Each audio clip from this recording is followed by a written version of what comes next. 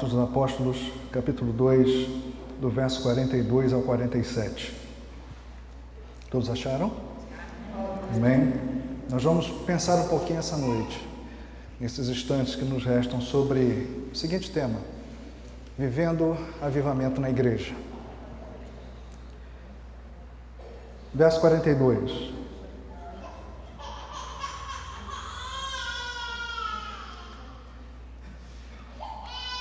Fica tranquilo que ele tem minha autorização para chorar no culto, viu? Lá na congregação eu dei essa liberdade a ele, mas só ele. Mas ninguém chora. Você que é grande chora não. E chorar, chora baixinho, tá bom? Mas Heitor pode ter liberdade. E se alimentar também de um tempo, se possível for. Verso 42. Eles se dedicavam ao ensino dos apóstolos e à comunhão, ao partir do pão e às orações. Todos estavam cheios de temor, e muitas maravilhas e sinais eram feitos pelos apóstolos. Os que criam mantinham-se unidos e tinham tudo em comum.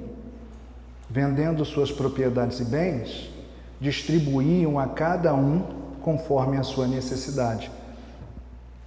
Todos os dias continuavam a reunir-se no pátio do templo, partindo o pão em casa e juntos participavam das refeições, com alegria e sinceridade de coração, louvando a Deus e tendo a simpatia de todo o povo. E o Senhor lhes acrescentava diariamente os que iam sendo salvos. Amém? Feche seus olhos, curve sua cabeça, vamos orar ao Senhor mais uma vez. Deus bendito, nós estamos diante da Tua Palavra mais uma vez nessa noite. E de forma muito especial nós queremos colocar o nosso coração, a nossa vida diante do Senhor. Não podemos fazer nada sem que o Senhor esteja presente. Não podemos falar em Teu nome sem a Tua autorização e presença. Não podemos sequer mencionar as Tuas grandezas sem que Tu esteja à frente fazendo aquilo que precisa fazer. Por isso nós queremos pedir o Teu nome agora, que o Teu Espírito Santo continue, Senhor, ministrando ao nosso coração. Desde o início desse culto, os louvores que cantamos, as ministrações, tudo veio falar do mover do Teu Espírito Santo. Esse presente magnífico que Tu destes à igreja, e nós queremos tomar posse disso nesse momento em nome de Jesus. Continua pairando entre nós, continua ministrando ao nosso coração e faça aquilo que lhe é comum, faça aquilo que lhe é propício, faça aquilo que é a Tua obra, é o convencimento do nosso coração. Por isso colocamos diante do Senhor nosso coração, a nossa alma, os nossos ouvidos, tudo na Tua mão. Torna-os sensíveis a tudo aquilo que ouviremos aqui, em nome de Jesus. Senhor, repreenda e retire toda a palavra humana, repreenda e retire todo o conhecimento humano, e fala Tu com a Tua simplicidade, fala Tu do jeito que Tu quiseres, em nome de Jesus. Nós a Te oramos e por Tu Te agradecemos. Amém, e louvado seja o Senhor. Nós finalizamos na sexta-feira, como disse pastor Efraim, os 40 dias de oração.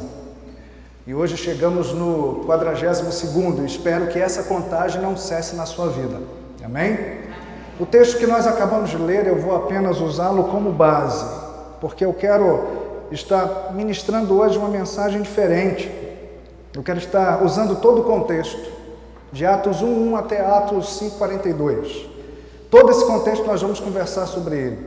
E eu vou aqui lhe contar algumas histórias relacionadas a esse tema, vivendo avivamento na igreja. O livro de Atos, é claro, reflete e representa a igreja que viveu, experimentou um avivamento verdadeiro. É um fato. Quando nós olhamos para Atos, quando nós nos debruçamos em Atos e lemos essas histórias, cada personagem, como viveu, o que fez e de que maneira foi alcançado por Deus. E pelo seu Espírito, nós podemos afirmar categoricamente: Atos é o reflexo de uma igreja que nasceu vivendo, experimentando o avivamento verdadeiro. Não seria diferente. Deus não teria como fazer isso nesse momento, fundando a igreja, sem que a sua presença fosse real e verdadeira. Se Deus não tivesse feito isso aqui, nesse momento, talvez não teríamos histórias para contar. É bem provável que possivelmente não estaríamos aqui. E se estivéssemos, nós estaríamos debaixo de muita luta para entender o mover de Deus ao longo do tempo, desde o século I até o século XXI. É Deus quem funda essa igreja, é Deus quem a estabelece, é Deus quem dá as ordenanças, é Deus quem escolhe o dia, a hora, o local para dizer o seguinte, para fazer o avivamento exato e verdadeiro em cima dessa igreja. É Deus quem faz isso, é Deus que realiza, isso não é mistério para nós. E esse texto que lemos, ele registra para nós e deixa claro algumas lições que nós vimos ao longo desses 40 dias de jejum e oração. Ele deixa claro para nós informações necessárias do que é uma igreja vivendo o avivamento verdadeiro, de como a igreja se porta, quais são os sintomas, o que acontece, o que não acontece, o que deixa de acontecer quando a igreja se envolve com o poder do Espírito Santo, quando a igreja se envolve então com o avivamento. E algumas perguntas se faz necessárias. De que maneira esse avivamento chegou? Como a igreja reagiu a esse avivamento? Quais os frutos, os resultados na vida do povo? O que isso causou na sociedade? E quando nós lemos Atos, quando nós olhamos para Atos, nós percebemos que todas essas perguntas têm a sua devida resposta. Só que a igreja de Atos passou. E chegou a Igreja Batista Betel em Pilar em pleno século XXI. O Deus que atuou e agiu na igreja em Atos dos Apóstolos não é diferente do Deus que nós servimos hoje, amém? Deus não muda, Ele não tem variação de mudança. Ele, ao longo dos anos e das eras, vem estabelecendo e demonstrando a sua grandeza e poder. O que muda então? O que muda é a minha e a tua percepção de Deus. É a minha e a tua percepção de entender aquilo que Deus está fazendo nessa era, nesse século, nesse momento. E quando nós conseguimos enxergar isso, usufruir disso, Deus então realiza grandes coisas através da sua igreja, nessa localidade, através da sua vida e por onde você for. Só que é necessário nós fazermos aqui uma análise rápida do que esse ajuntamento de pessoas, do que essa igreja agora estabelecida estava vivendo naquele momento. E quando recebe então esse avivamento maravilhoso vindo do alto, de Deus, do seu poder, o Espírito Santo de Deus atuando no meio da igreja. É necessário se dizer que 50 dias antes desse texto que lemos, o seu líder maior, o Filho do Deus vivo, o Messias prometido, o Cristo, o Emanuel, o Deus presente, o Deus conosco, havia sido pregado na cruz, julgado, sim, pelas leis romanas, mas incitado a esse julgamento pelos líderes do seu povo, pelos líderes de Israel. 50 dias antes, Jesus havia sido morto, crucificado na cruz do Calvário. 3 dias depois, ele ressurge. A morte não consegue segurar, para demonstrar que Deus tem poder sobre todas as coisas. E diz o texto, Paulo falando para a gente que aquele que teve poder para ressuscitar Cristo dos mortos tem o mesmo poder para realizar coisas infinitas na minha vida e na sua. O Espírito Santo de Deus. Amém? Então, ao 3º dia, Cristo ressurge. E aí, 10 dias antes desse momento do texto que lemos, Cristo se despede da igreja. Cristo diz assim: eu preciso subir, eu preciso partir, eu preciso voltar, estar junto a meu Pai, mas eu não vou lhes deixar só. Fiquem tranquilos, porque existe uma promessa, uma profecia. Ele está falando sobre Joel. Joel capítulo 2, a partir do verso 28. E aí, Lucas, em Atos, registra uma das falas mais importantes e tremendas para nós. E às vezes a gente passa por esses versículos e não dá tanto valor assim. Mas Lucas registra então a fala de Cristo, a citação de Cristo. Ele diz o seguinte, olha, Atos 1, 4 e 5 diz assim: não saia de Jerusalém, mas esperem pela promessa de meu Pai, da qual lhes falei. Pois João batizou com água, mas dentro de poucos dias vocês serão batizados com o Espírito Santo. Amém? Era essa a promessa de Deus para a igreja. Era isso que Deus 800 anos antes havia falado através do profeta Joel. Eles estavam vivendo o momento da promessa, da profecia, da ordem de Deus, do decreto de Deus. Estavam vivendo ali. Estavam ali usufruindo dessas coisas. E aí 10 dias se passam. E esse povo, na festa dos tabernáculos, eles recebem essa magnitude que foi chamada de o mover, o descer, o agir, a atuação do Espírito Santo no meio deles. Quando Cristo diz isso, Ele está dizendo para aquelas pessoas o seguinte: olha, quando vocês experimentarem de fato o poder do Espírito Santo de Deus na vida de vocês, e Ele controlar vocês, nunca mais vocês serão os mesmos. Quando vocês deixarem esse Espírito Santo mover dentro de vocês, queimando tudo aquilo que não pertence a Deus, e quando vocês se renderem verdadeiramente a Ele, em todas as áreas da sua vida, vocês vão experimentar aquilo que é o avivamento verdadeiro, genuíno, que tanto vocês estavam esperando. E é justamente nesse fundo histórico que Lucas registra, então, como a igreja se porta depois dessa descida do Espírito Santo, depois desse revestimento de poder, depois dessa grandeza que foi aquele avivamento marcante naquele dia de Pentecostes. E aí eu quero deixar claro para você aqui algumas coisas, na verdade 4, de quando a igreja está aí vivendo, experimentando avivamento, como ela reage. De que maneira ela reage? E sem mais delongas, a primeira coisa eu queria que você guardasse no seu coração de forma muito simples, muito simples.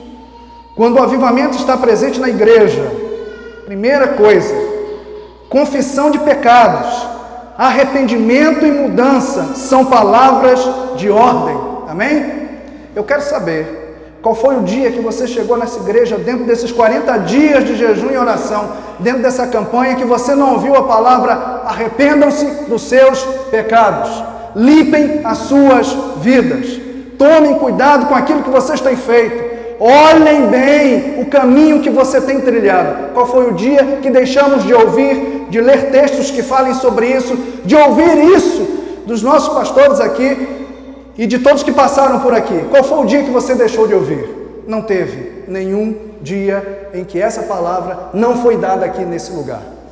Isso significa que a igreja que está experimentando esse avivamento verdadeiro, a confissão de pecados, o arrependimento e as mudanças são palavras de ordem e sempre vão fazer parte da vida do povo. Amém? Existem alguns lugares que a palavra de ordem é vitória. Existem alguns lugares em que a palavra de ordem é: você vai ser cabeça e não cauda. Existem alguns lugares que a palavra de ordem é ter o tempo inteiro. Aqui você não vai ouvir isso. Aqui você vai ouvir que você precisa se dar. Aqui você vai ouvir que você precisa confessar. Aqui você vai ouvir que você é tão pecador como todo mundo que está à sua volta. Mas nós temos um Deus vivo, santo, poderoso, que perdoa pecados quando a gente quer deixar e abandonar. Aqui você vai ouvir isso. Então não se engane, não se engane, porque eu acredito que a maior vitória que um ser humano pode ter não é contabilizar os bens que tem, a sua conta bancária, o quanto se veste bem, o quanto usa um perfume muito caro, mas eu acredito que a maior vitória que eu e você podemos ter é contra o pecado agindo na nossa vida constantemente. Mas isso não se prega, isso não se fala, porque isso não enche igreja. Em Atos, eles ouviram a mensagem dizendo o seguinte: confessem os pecados, se arrependam, mudem, porque essas são palavras de ordem. Nós vemos isso de forma clara em Atos capítulo 2, do verso 37 ao 38. Pedro termina de pregar e fala assim para a multidão: vocês mataram Jesus. Vocês crucificaram Jesus indiretamente. O povo romano executou, mas vocês rejeitaram o Criador. Vocês rejeitaram o Messias. Vocês rejeitaram aqueles que os profetas do Antigo Testamento falaram. Vocês lançaram no madeiro o Messias. E aí aqueles homens todos ficaram desesperados quando ouviram isso e perguntaram assim: o que nós vamos fazer agora? E aí Pedro então diz assim: arrependam-se e cada um de vocês seja batizado em nome de Jesus Cristo para perdão dos seus pecados e receberão o dom do Espírito Santo. Foi essa a palavra, foi essa a mensagem. A primeira mensagem de avivamento pregada diante de um povo, na igreja, que a história tem registrado e nós a temos na Bíblia, foi essa. Eles ouviram a palavra, entenderam a palavra, confessaram os seus pecados, se arrependeram e viveram a mudança de vida. Olha só que coisa boa. Por isso, em primeiro lugar, a igreja demonstra avivamento. A igreja mostra as características de avivamento quando confissão de pecados, arrependimento e mudança são palavras de ordem. Amém? Mas em segundo lugar, quando uma igreja vive verdadeiro avivamento, quando a igreja está desfrutando desse avivamento, a segunda coisa que fica muito clara, que se percebe, é que Deus manifesta a sua justiça àqueles que insistem em não mudar. É óbvio, é claro. Deus não é bobo, Deus não é idiota. Se Ele está falando, se Ele está ministrando, se Ele tem orientado, se Ele tem revelado a sua vontade, o seu querer no meio do povo, no meio da igreja, se Ele tem exposto, falado para a gente, olha, abre o olho, fica esperto, muda a vida. É óbvio que vai chegar um momento em que Ele vai agir com justiça na minha vida e na sua vida, se a gente insistir em não mudar. E isso não é palavra de medo. A gente não tem que ter medo de Deus, a gente tem que ter temor do Senhor. É diferente. Quando a gente obedece por medo, daqui a pouco a gente desobedece. Quando a gente obedece por temor, e a palavra temor no original quer dizer zelo, entender por que está se fazendo de fato, é essa a expressão, a gente abandona, deixa e não faz mais. Uma igreja que vive o avivamento, que está presente, Deus manifesta a sua justiça àqueles que insistem em não mudar. Temos uma história, Atos 5, do versículo 1 ao 10. Um homem chamado Barnabé, filho da consolação. Capítulo 4, último versículo. Ele tinha um campo, um terreno. E aí ele vendeu o seu terreno e chegou na igreja, lá em Atos dos Apóstolos, e aí falou o seguinte: olha, eu vendi um campo, o que eu tinha, e todo o dinheiro está aqui. E aí depositou nos pés dos apóstolos, e foi uma alegria, a igreja toda glorificando, um homem com coração grato, aberto, que fez isso de forma muito liberal, muito tranquila. E abençoou a igreja, as pessoas que estavam com necessidade. E aí nesse culto, Ananias e Safira, um casal, estava presente. Viram aquele ato e acharam bonito. E aí decidiram então fazer a mesma coisa. Diz o texto que eles possuíam um campo também, uma propriedade. E aí eles venderam aquela propriedade.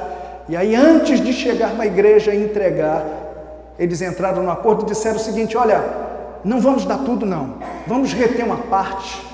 E aí a gente fala que esse aqui é tudo, mas a gente não fala da parte que a gente reteve não. A gente firma esse compromisso e é assim que vai ser. Tudo bem? Tudo bem. Firmaram isso. Alguma coisa aconteceu que Ananias foi na frente no culto, foi mais cedo. E aí então ele chega lá com aquela bolsa de dinheiro e faz toda a pompa e fala assim: olha, chegamos aqui, vendemos um campo e estamos depositando tudo.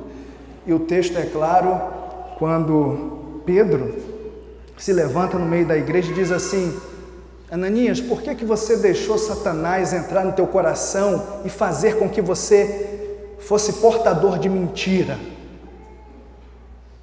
O campo era seu, ninguém te pediu para vender. Você vendeu porque você quis.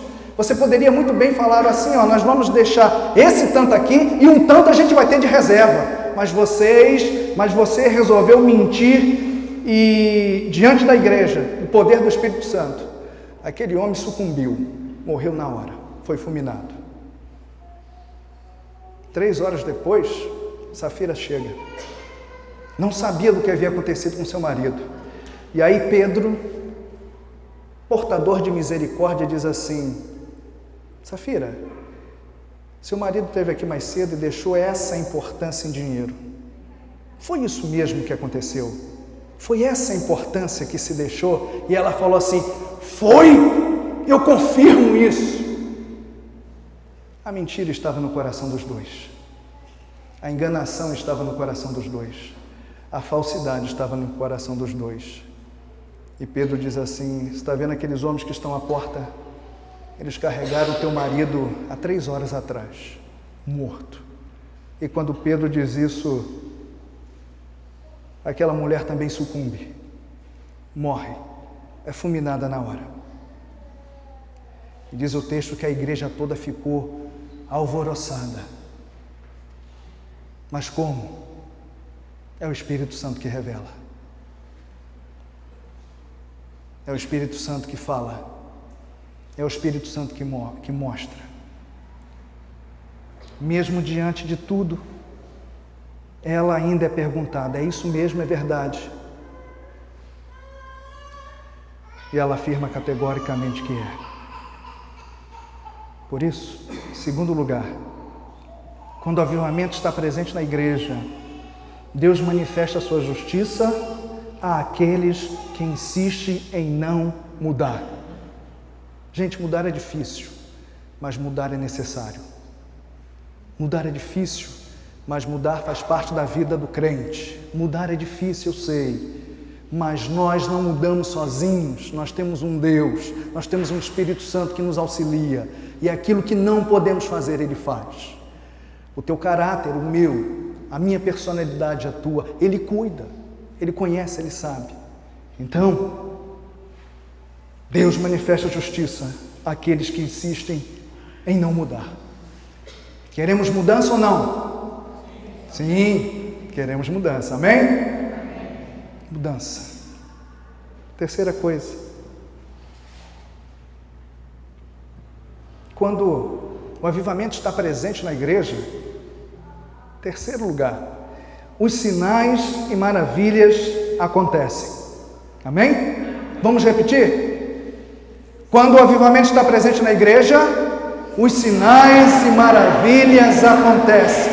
Cadê os sinais e maravilhas dos tempos dos apóstolos? Onde estão aqueles que estavam mortos e ressuscitam? Onde estão aqueles que entram pelas igrejas em cadeira de rodas e saem andando? Onde estão os paralíticos? Onde estão aqueles que são mudos e saem falando? Onde estão aqueles que estão com o corpo repleto de doenças e saem curados, com a pele como se fosse um bebê? Aonde estão essas pessoas? Aonde está esse poder? Aonde Deus tem agido? Aonde Deus tem se manifestado? E eu digo para você, Deus tem se manifestado na vida, na igreja daquele que quer de fato um avivamento verdadeiro. E a gente fala sobre essas coisas e a gente desacredita, porque a nossa vida não está condizendo com aquilo que Deus quer. Nós temos medo hoje de orar por uma pessoa para que ela seja curada, porque não acreditamos que Deus pode fazer isso. Existe um texto aqui, Atos, capítulo 5, do verso 14 a 15. Eu parei nesse texto e fiquei pensando de que maneira Deus cuida da gente. O texto vai falar sobre os apóstolos. Diz que todos os dias eles ficavam perto do templo, no pátio. E as pessoas não chegavam perto deles, não com medo, mas por respeito. E no dia de sol era uma festa. Quando tinha sol em Jerusalém, quando tinha sol ali, era uma festa muito grande, porque eles sabiam que ali era dia de cura. Mas como? Um dia de sol é dia de cura. E o texto diz para a gente, o texto diz que quando Pedro saía de junto dos apóstolos, ele iria caminhando no sol, e aí a multidão de gente que vinda de todos os lados, colocava os enfermos todos enfileirados contra a sombra dele, para que somente quando ele passasse, a sombra dele fosse curando as pessoas. Você sabe o que é isso? Você tem noção do que é isso? Da minha e a sua sombra curar, de nós falarmos em nome de Jesus, em nome de Jesus Cristo, Nazareno, levanta e anda, sai do leito, orar por uma pessoa enferma, ela ser curada imediatamente. Eles viveram isso, Pedro viveu isso, Deus deu isso a ele. Olha só que coisa tremenda, a sombra de um homem curando enfermos. Hoje eu tenho vergonha de olhar para mim e para minha sombra. Serve de refúgio para formiga no sol. Formiga gosta da minha sombra. Cadê o poder? Cadê a autoridade? Cadê as curas? Cadê os sinais? Cadê as maravilhas? É uma boa notícia. Nosso Deus quer nos dar isso. Amém? Nosso Deus quer nos dar isso.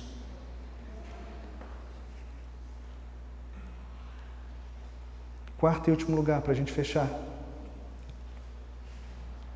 Quando a igreja está presente, quando o avivamento está presente na igreja, em quarto e último lugar, a igreja é perseguida, muito, nossa, como? Mas não recua 1 milímetro, ela avança, amém?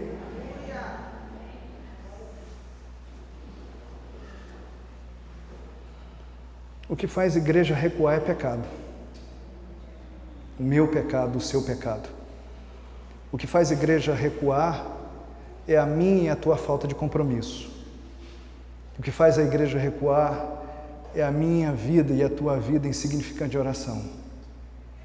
O que faz a igreja recuar é a nossa total falta de comprometimento com as coisas de Deus.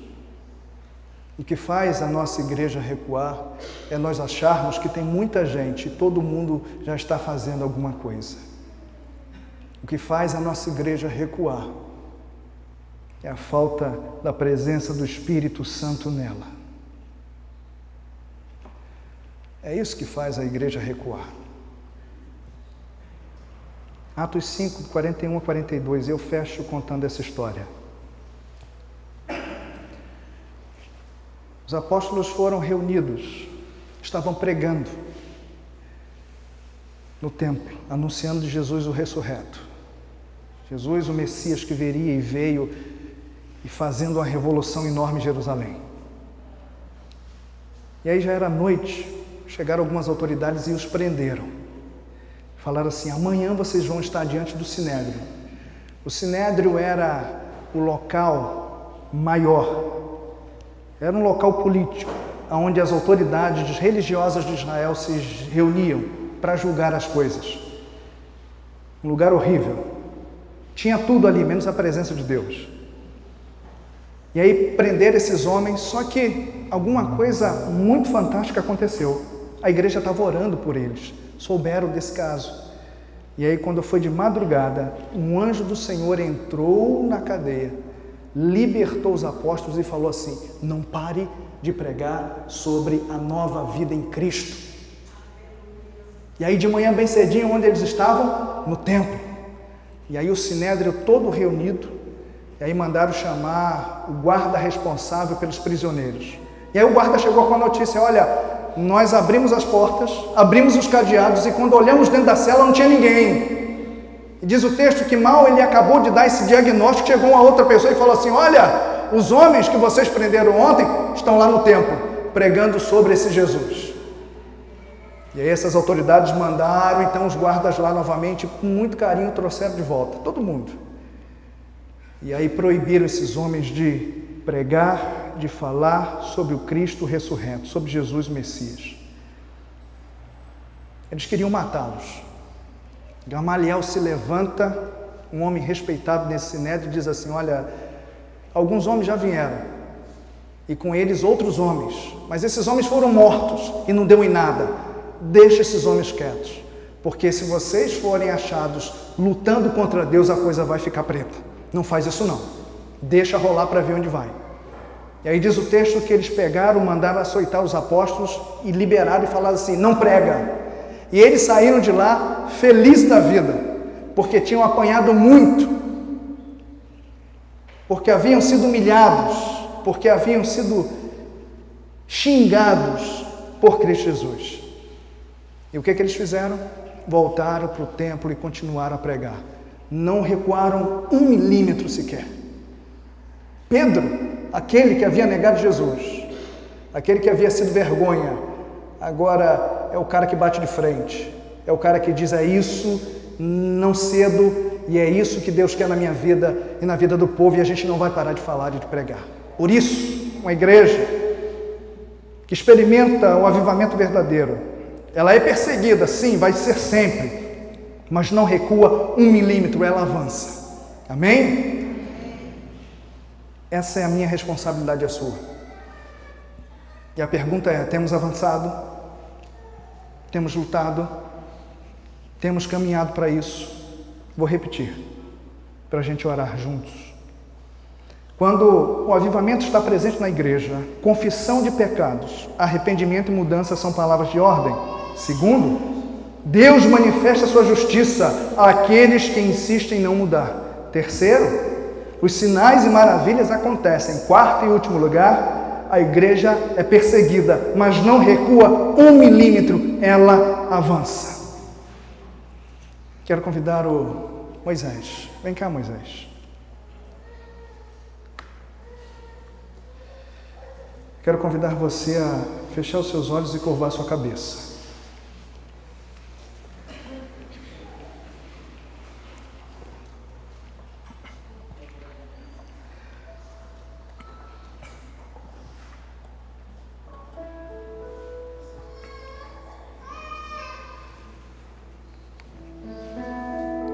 Nós precisamos mudar.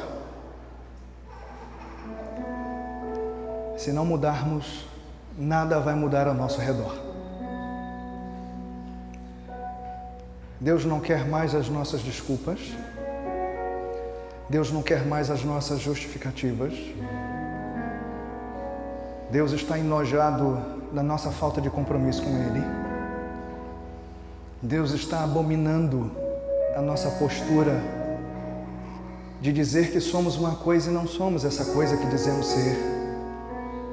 Deus não quer mais isso no meio da sua igreja, do povo dele, porque Ele nos ama, porque Ele nos quer bem, porque Ele insiste por um tempo em exercer sobre nós a sua graça e misericórdia.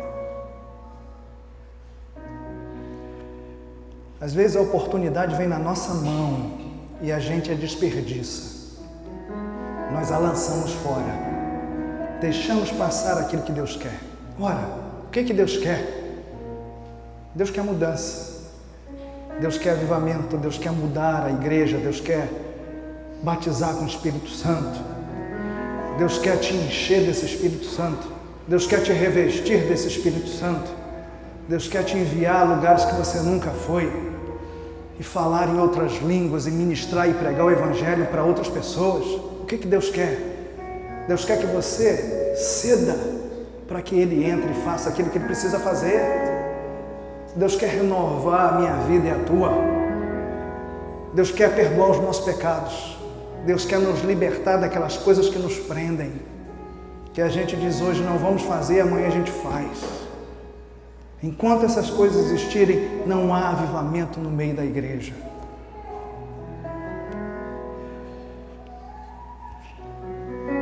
Mas nós temos um Deus que tudo pode. E é justamente sobre isso que nós vamos orar. Ao Deus que tudo pode. A campanha foi para dizer para mim e para você, olha, isso aí é pouco do que eu quero fazer no meio de vocês. Isso aí é só gotas, como foi ministrado aqui. Deus tem um oceano para a minha vida e para a sua. Mas o que Ele usa? Ele usa a minha vida e a tua. Ele usa esse vaso de barro. E tem muito vaso emborcado. Muito vaso emborcado. Vaso emborcado não recebe de Deus. Vaso emborcado não é cheio. Vaso emborcado passa em volta. Vaso emborcado não experimenta avivamento e aquilo que Deus quer. Vaso emborcado não serve para nada. Mas o Espírito Santo tem o poder de desemborcar esse negócio. Você quer isso? Fique de pé onde você está e vamos orar. Só se você quer isso na sua vida. Senhor, eu reconheço que eu estou um vaso emborcado, mas eu quero que o Senhor me desemborque, me encha do Teu Espírito. Eu quero avivamento na minha vida. Eu quero ter uma vida diferente, uma vida transformada. Eu quero ter uma vida renovada. Eu quero ser livre para dizer não ao pecado e à prática dele constante na minha vida. É isso que eu quero ser um vaso de honra na tua mão. De barro sim, mas na tua mão eu sou de honra, é o que eu quero. Você quer isso? Fique de pé onde você está. Em nome de Jesus, fique de pé aonde você está.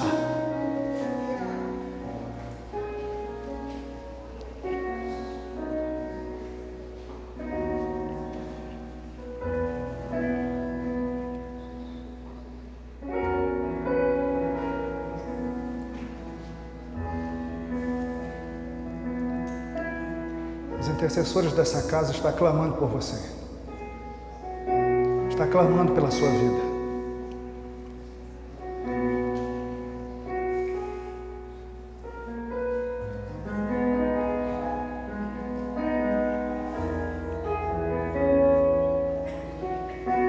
Há mais alguém que deseja isso? Que quer de fato experimentar esse avivamento verdadeiro na vida? Quer pedir para que Deus encha com a medida dele, do jeito dele? Fique de pé onde você está, em nome de Jesus. Você ficou de pé? Vem aqui para o altar. Vem se comprometer com teu Deus aqui. Não é comigo, é com a palavra dele, é com ele. Porque Deus é o único que sabe aquilo que você está se comprometendo. Por que você está pedindo para ser vaso desemborcado? Por que você está pedindo para ser cheio? Por quê? Tu sabe. Tu sabe. Você sabe. Você sabe.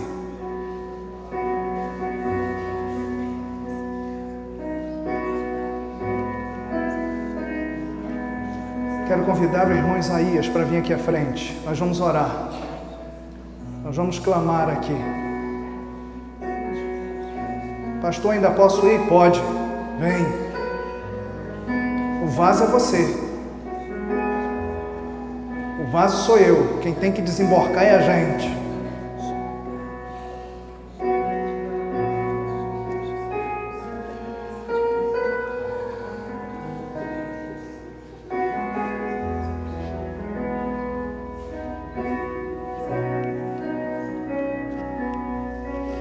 Vamos orar agora, em nome de Jesus.